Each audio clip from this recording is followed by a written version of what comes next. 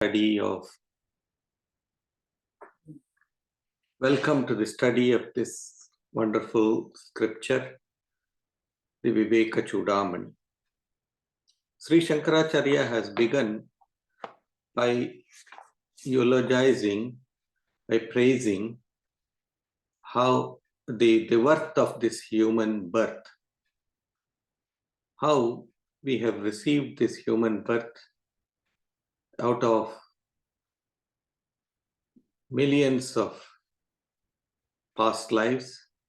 This human birth is considered to be one of the best, and that in this human life we must make all efforts to realize our real nature. And in order to realize this nature, we need to go through certain disciplines. And in order to go through certain disciplines, we need to have some basic qualifications, what we call as pre-qualifications. So we need to have those qualifications, and which he enunciated in the verse 11. Adau nityavastu viveka pariganyate yamutra phalabhoga viragas tadanantaram shamadhi shatka sampattir mumukshutvam iti sphutam. So these are called as sadhana chatushtaya, the fourfold sadhana or spiritual practice that one must undertake in order to gain entry into the kingdom of the divine, or into the realm of spiritual attainment. So what are those four? We studied it in great detail, but I will recapitulate it because we tend to forget what we study. So the first, he said, Nitya Anitya Vastu Vivekaha, discrimination between the real and the unreal. What is real? He said in the next verse, Brahma Satya and Jagat Mithya. In one verse, Sri Shankaracharya encapsulates the whole of Vedantic literature or Vedantic understanding. What is it? Brahma Satya. Brahman, the absolute existence, alone is real. It is existence. Brahman is existence. Brahman is knowledge, and Brahman is bliss. Sat, Chit and Ananda, in other words.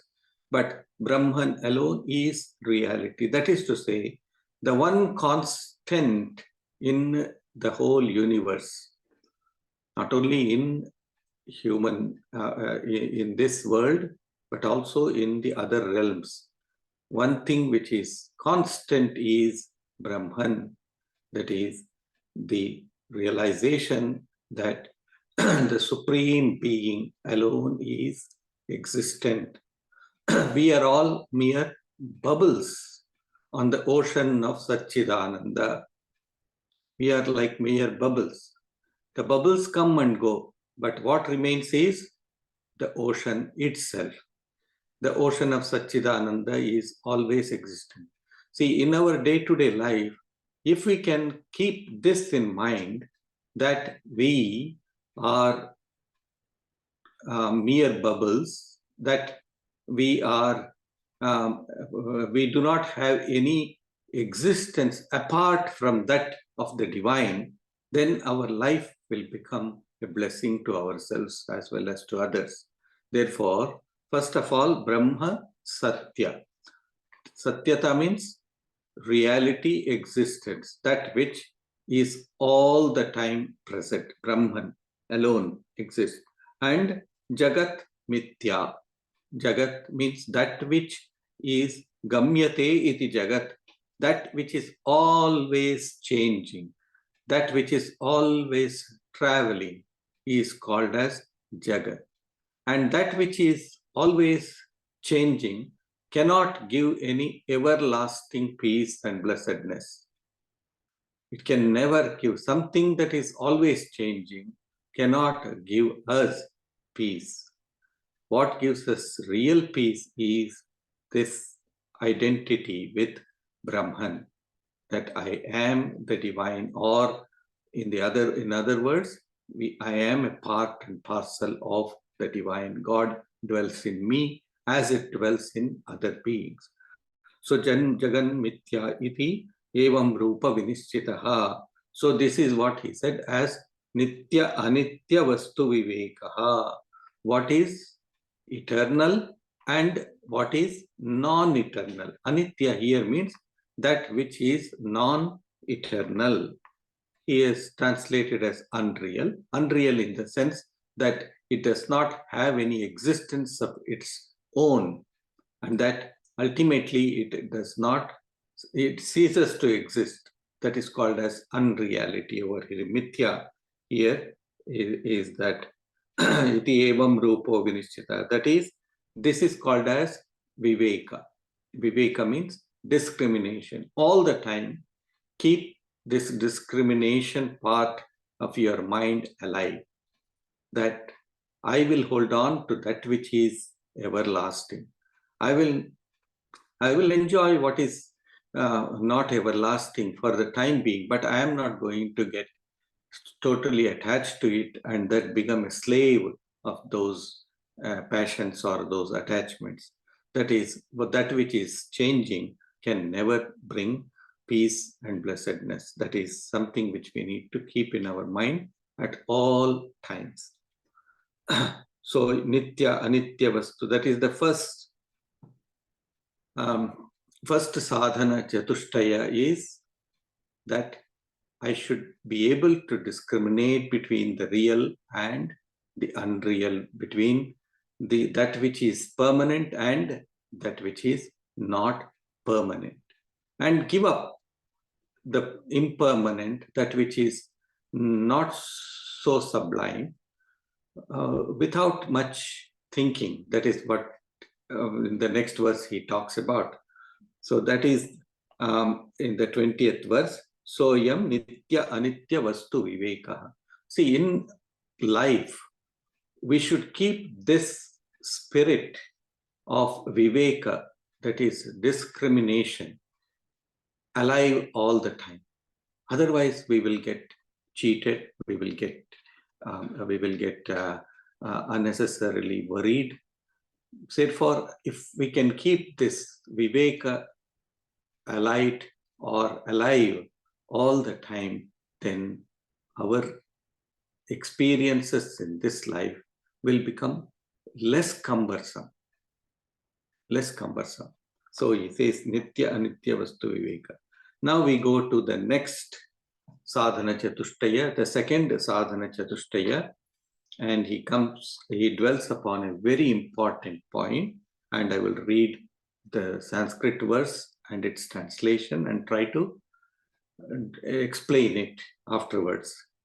Tad vairagyam jihasaya darshana shravanadibhihi dehadi brahma paryante hi anitye bhogavastuni. Tad vairagyam jihasaya. That vairagya or renunciation is the desire to give up all transitory enjoyments, ranging from those of an animate body to those of Brahmahood, having already known their defects from observation, instruction, and so forth. See, here he uses one very important term or word. It is called as vairagya. Now, vairagya, Sanskrit is a beautiful language. It lends itself to several meanings. The same word can bring in several meanings. So using the Sanskrit grammar, we can arrive at different meanings for the same word. So what does it say? Tat vairagyam. So we have two explanations of it. One is, I will excuse me, I will have to use some Sanskrit words now and then, so please don't get perturbed by it. So first he says Tad Vairagyam, Vairagya. One meaning is Viraktasya Bhavaha iti Vairagyam. One explanation is that Viraktasya Bhavaha. Virakta means giving up. Giving up something like a hot cake in the hand, and then you just give it up and go away. That is called as Vairagya. Virakta means one is tired of this unending farce called the world and therefore gives up and goes away. That is called as Vairagya. That is total giving up. Totally giving up something is called as Vairagya. Not looking back at all, looking behind what one has given up. That is one meaning. The other deeper meaning is Viragasya Bhavaha iti Vairagyam. Viraga Bhavaha. Viraga means Vigata Raga iti Viragaha. Vigata means it just goes away. One does not make a special effort to do that. So Vigata Raga. Raga means attachment. This clinging on to objects of the senses, clinging on to the world is known as Viraga. See, two meanings. One is giving up, throwing away everything. And the other is that which slips away from you. I will give two examples from Sri Ramakrishna's teachings. One teaching he gives is that of a mango tree. We plant a mango tree, and in season we get very good mangoes. And when we see the first mango, we feel a great desire to go and pluck it and eat. But it is still unripe. So what we do? We take it, process it, add some salt and pepper or chili powder and all of that, and eat it, enjoy it. Now, this is also an enjoyment, but this enjoyment consumes a lot of time. You need to cut it properly, and then you need to add all the ingredients to make it palatable to our tongue. Otherwise, it is very sour. Some people like it. There is no doubt about that. That is one kind of enjoying the mango. And the other is when the mango ripens of its own in the tree, it just withers away or falls down, or it becomes very loose. You can just pluck it, you can just hold it, and then it will come into your hand, and you take it and immediately you can enjoy it. And it is sweet and very delicious. So now, two ways. Virakta, one is plucking it forcibly, but one has to go through certain procedures and all that in order to make that mango very palatable to us. The other is that which just drops off by itself, and that you don't need to make an extra effort to either pluck it or to eat it. You know, you can even just take it and make a hole, and then you can squeeze the juice into your mouth, or you can just eat it just like that. just a knife will do. So out of these two, which is more easier? The second one is definitely the easier when it has dropped off by itself. So that is another meaning of virakti. That means after being battered by the trials and tribulations of the world, one day all these attachments and all these desires will drop off by itself. But preparations are necessary in order. So we need to give the plant proper proper environment to grow, water, and then proper manure and other things and other components has to go into the soil in order to make this mango tree a very fruitful one and a tasty one.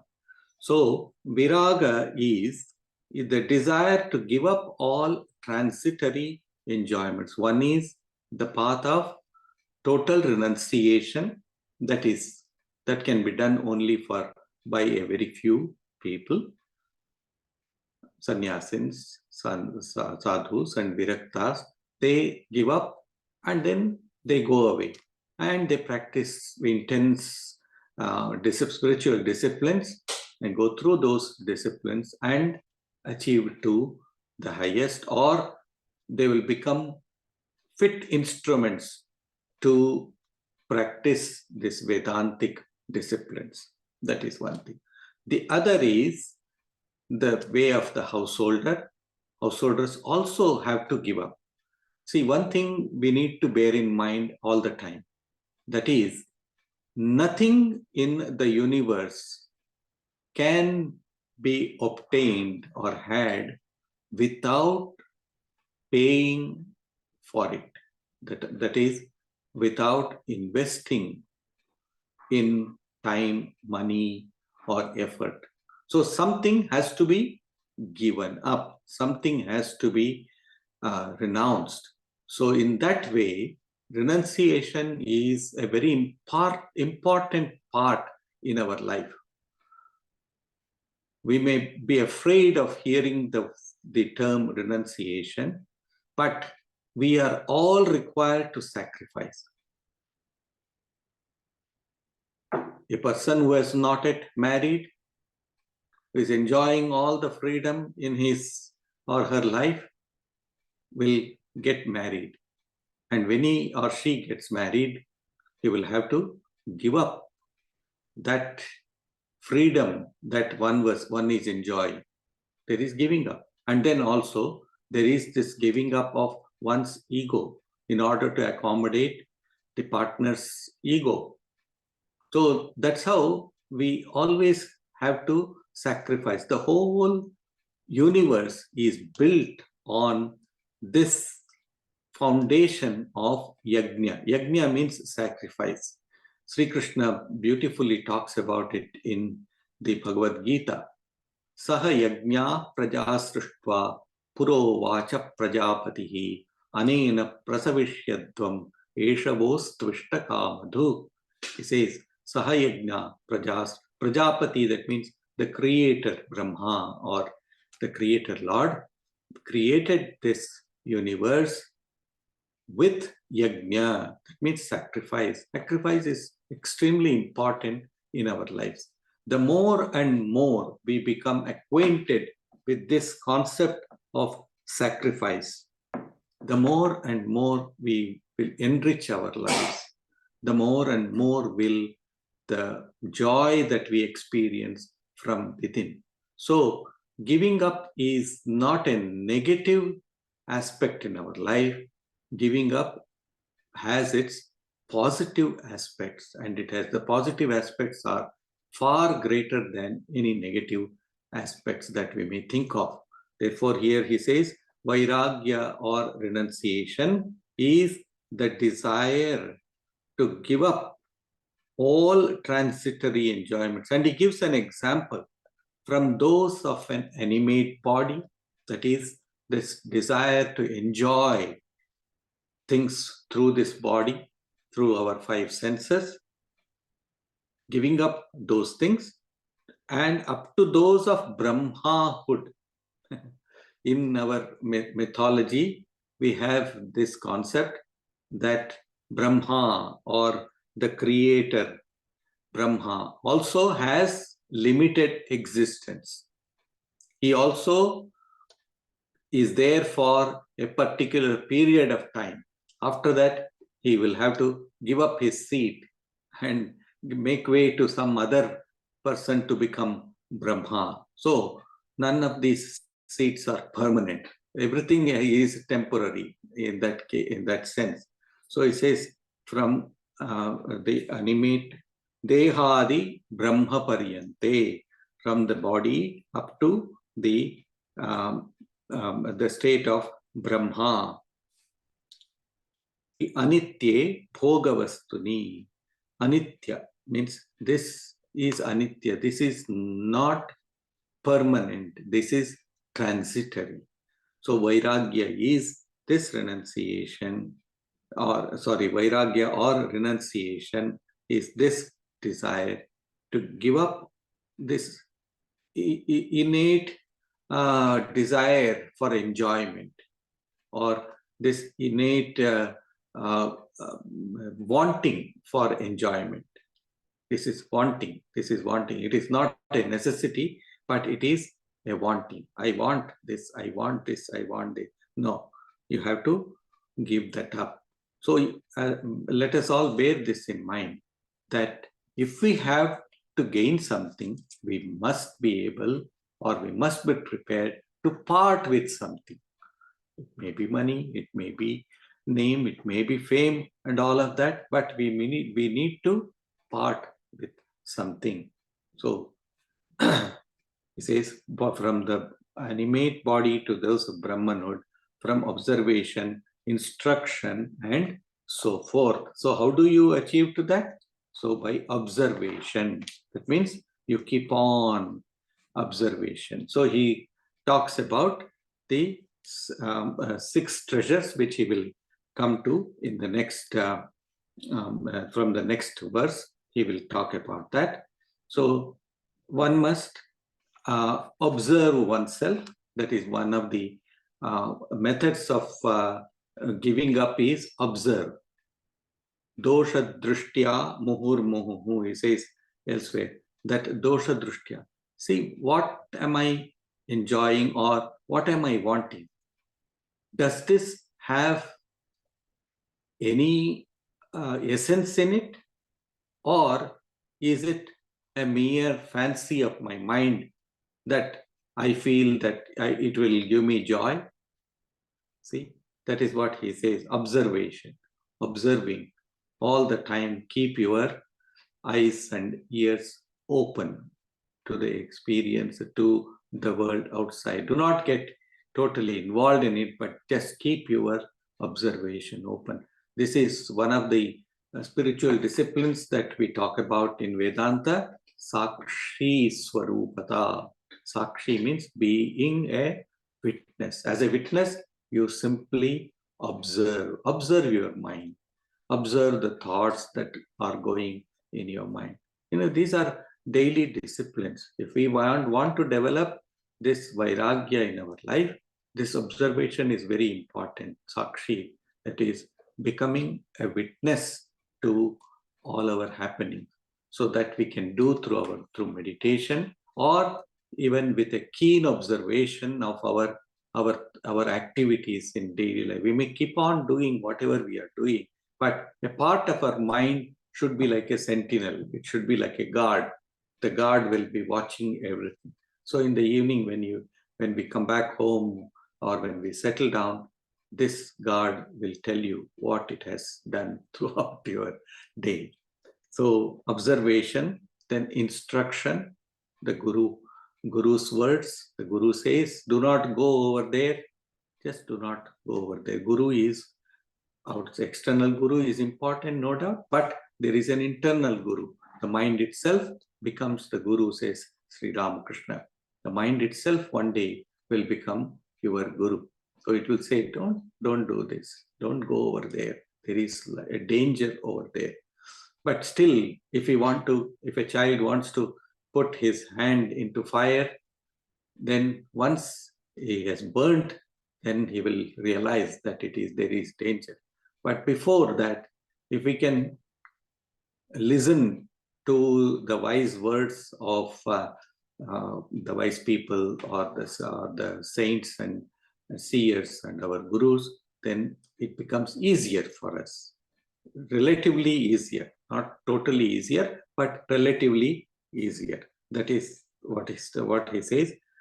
One must pay heed to the instruction, darshana and shravana. Shravana is a very important spiritual discipline in Vedanta. Shravana, Manana, Nididhyasana, we will come to that in due course. These are the three fundamentals in spiritual life. Shravana is listening, not only listening, not only hearing, but listening. That is deep absorption in what one has heard. That is not just hearing through one ear and then letting it go through the other, but we must keep this retained in memory what we have heard, especially the teachings about spiritual truths. We need to keep that in mind. Shravana, darshana and shravana, adibihi. So these are some of the, here he says, having darshana shravanadibi may also be rendered as the giving up, being affected through all the enjoying organs and faculties. That is to say, all the not only darshana, that means not only hearing and seeing, but the others also tasting and then smelling, touch. All of these things are adi, means here. While we study Vedanta, we will come across these cryptic terms. Adi means here etc. Etc. means we should know what are those etc. That means the five senses. He has only mentioned two of the senses. That means the eyes and the ears. He also means the others. That means the tongue, or the speech even, and the smell, and also the touch. All these are involved in it. All the five senses are involved in it. Now, Shankaracharya is talking about the 6 treasures that one must possess in one's life.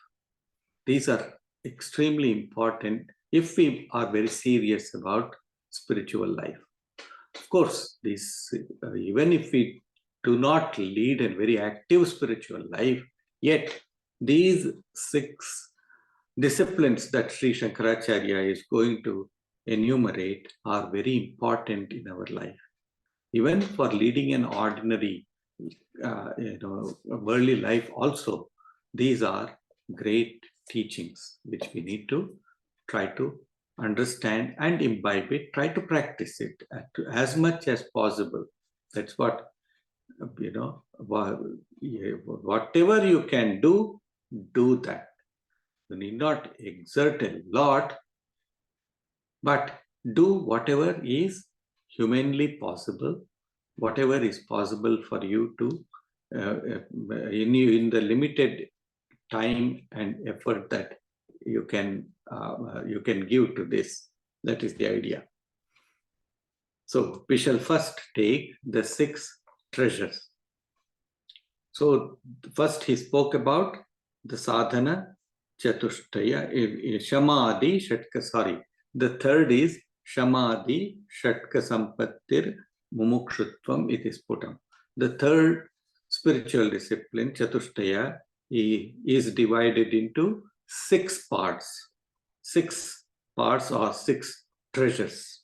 Shama adi, shama etc. He says, virajya vishayavratat dosha drishtya muhurmuhu swalakshye niyatavastha manasah shama uchyate. the resting of the mind steadfastly on its goal, namely Brahman, after having detached itself from manifold sense objects by continually observing their defects, is called as Shama or calmness. So we are going on a spiritual journey. Let us assume that we are all going on a spiritual journey. So we need to carry certain things because the road is a very difficult road that we need to tread. So we need to carry certain things along with us. We don't have a porter here. We have to carry it ourselves if we are climbing a mountain, for example.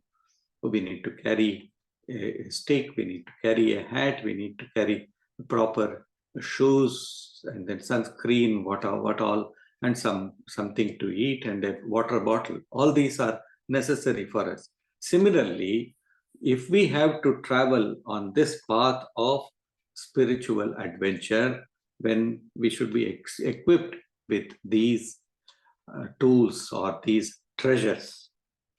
So what are those? He says first is Shama. What is Shama? Resting of the mind steadfastly on its goal. See, this is one first part. Let us take it. Resting our mind steadfastly on the goal. Steadfastly means without let or hindrance. We need to keep the goal always alive in front of us. The goal, to give the example of Mount Everest, the goal of the mountain climber is scaling the top of Mount Everest. If he or she has to do that, what one has to do? One must always keep that. How am I going to scale the mountain? Those of you who know about mountain climbing, especially these great mountains, you all know that the mountain climber goes high for a few hundred meters or so, comes down, establishes a base camp, and then goes high a little more, comes down, establishes a camp, and then again goes high and then comes down. Like this, in several stages, one climbs the Mount Everest. And then when one reaches the summit, then one has reached the goal, and then one can come back and one is satiated completely. Therefore, he says here, Virajya Vishaya, resting the mind steadfastly. So the goal has to be fixed. That is the idea. So keeping that goal constantly in front of us, dosha drishti. How do we do that? By giving up all those things that are non-essential. See, one thing which the mountain climbers do is, when they keep on going higher and higher, they will have to shed the weight. They will have to keep on shedding all the things that they have brought. So when they scale the summit, only they will carry themselves, nothing else. They can't even carry 100 grams more than what they can bear. So they cannot go high on the top with any of those luggage. They will have to keep it in the other camps that they have established. So in the same manner here also, one must steadfastly keep the mind on the goal and then detach oneself from the manifold sense objects. These sense objects, the desire to enjoy must become less and less. Because we are scaling the highest of all goals, that is becoming one with Brahman. In order to do that, we will have to give up slowly and slowly. We will have to give up everything. Then only we will be able to reach to that. So Shama or calmness is one will reach this this goal of this intermediary goal of Shama or calmness by detaching oneself from the manifold sense objects. This intense desire, this innate desire in us to enjoy, to experience, to have pleasures in life, that must be reduced. If we cannot reduce that, we can never expect to scale this mountain called spiritual attainment. We will not be able to do that. So he says here, resting of the mind steadfastly on its goal after having detached itself from manifold sense objects. See, our mind, human mind, has a built-in tendency to run towards the external objects. Paranchi Khani in the Katha Upanishad, Yama is teaching young Nachiketa, and he is giving one of the first teachings to him. He says, Paranchi Khani Vyatrinat Swayambhu Tasmad Parang Pashyati Na Antaratman Kaschid Dhira Pratyag Atmanamaikshat Avritta Chakshura Mrutatvamichan. Wonderful, wonderful verse. Swayambhu, the creator, the Lord Brahma, has created all our senses outgoing. It's always outgoing. Nothing is looking inwards. Everything is outgoing. The eyes are looking outside, the ears are protruding, the nose is protruding, the tongue also protrudes, like that. Everything is protruding outside, and it is trying to grab the objects of the senses, and it is trying to make its very own.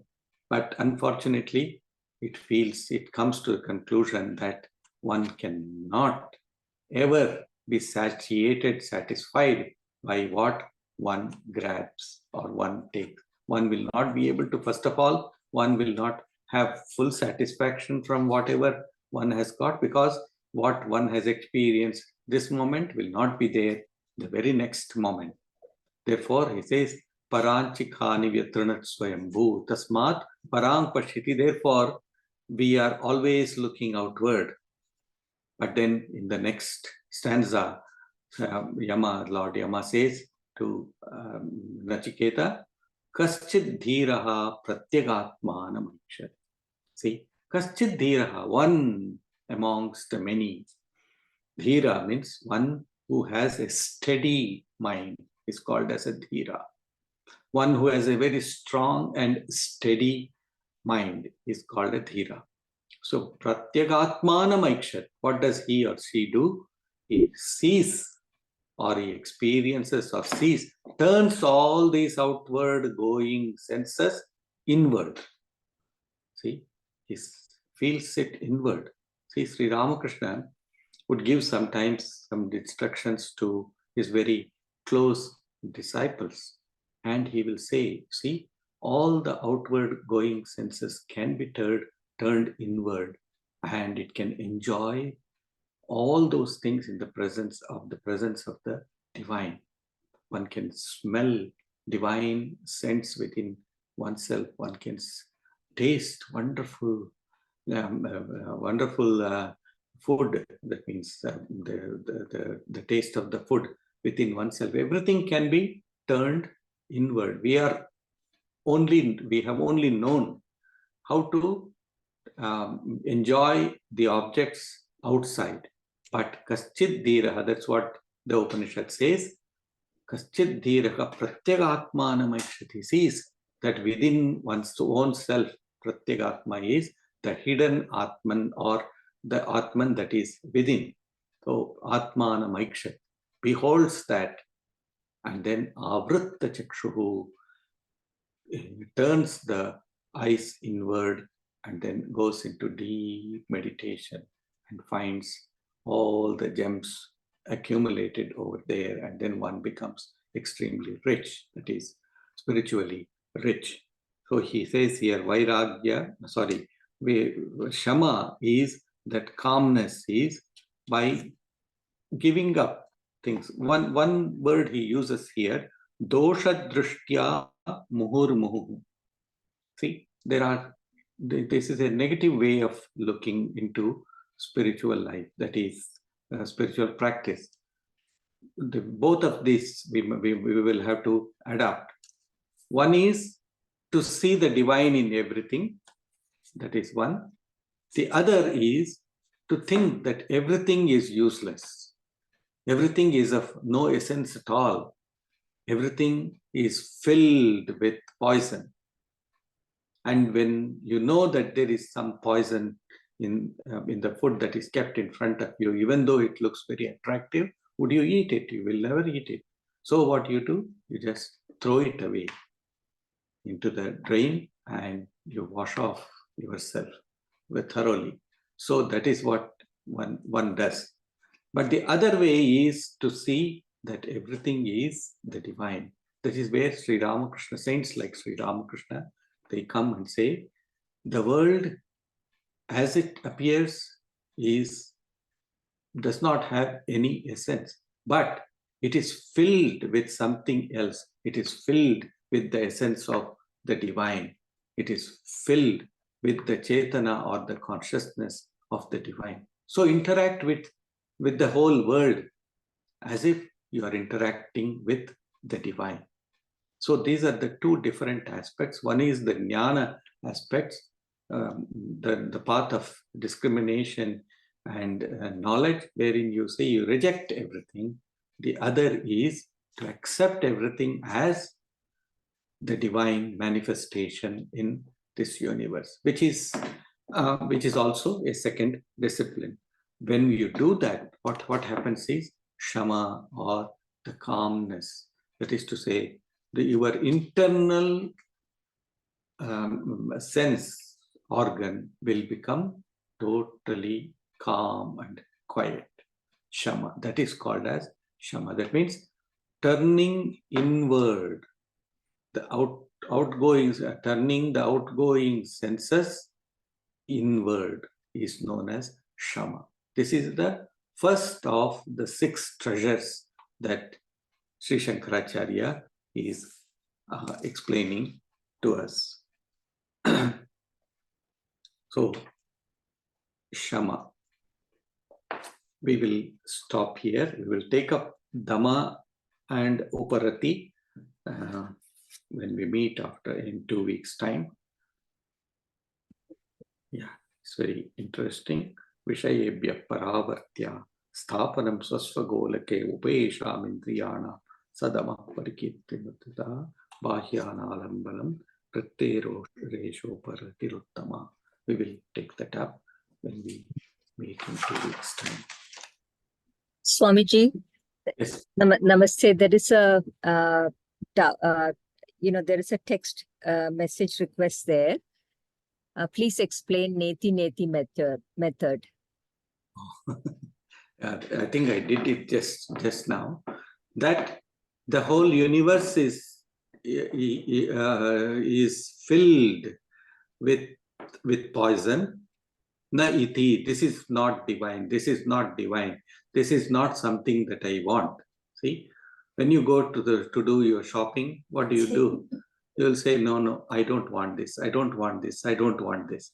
And then you sight upon something that is really interesting for you, and then you say, this is iti, iti, iti. So that is the path of neti, neti, neti. So that's what I just now explained, that there are these 2 paths. One path is neti, neti. This is not this. This is not this. This is not the divine. This is useless, and throw it away. Sometimes we need to do that also. when you take your children, for example, to the shopping center, the children would like something, but you will say, no, no, no, no, that is not good, that is not good. Even though the children want it, but yet you will say, no, no, no, no, that is not good, that is not good. So that's in the same way, neti neti in our life also, sometimes we will have to adapt this neti neti also, but the iti iti marga, that is the that everything is divine, that is the other path, that is, we can say it is the path of the bhakti or jnana mishra bhakti, that is bhakti bhakti which is quoted by jnana. That also can be explained in that manner. I think we will talk about it in future in greater detail. Yes, I hope that for the moment this explanation of neti is enough.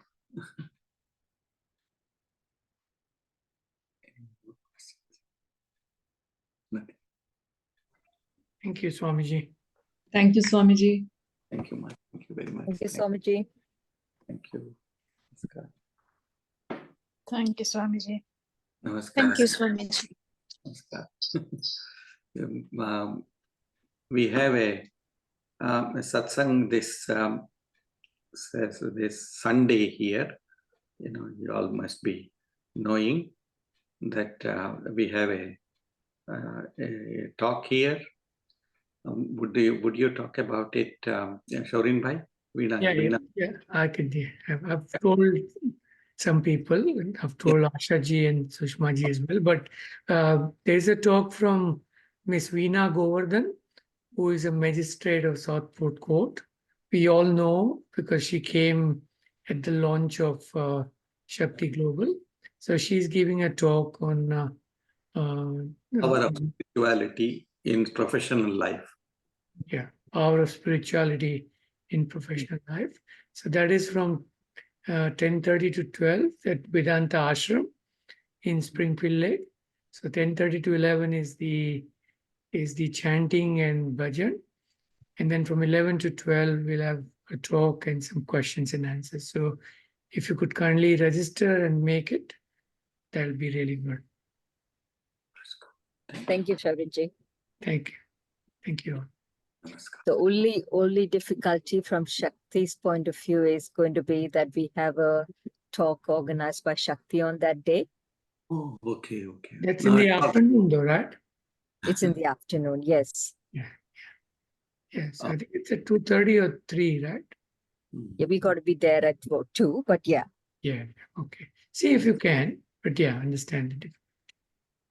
But this will not be on video or YouTube or Facebook or anything. This will not be recorded. Yeah, this will not be live on Facebook either because Veena ji is, because of her role, she's requested that it's only in person without any recording. So, yeah. Thank you. Shanti, Shanti, Shanti. Hari Om Tat Sat.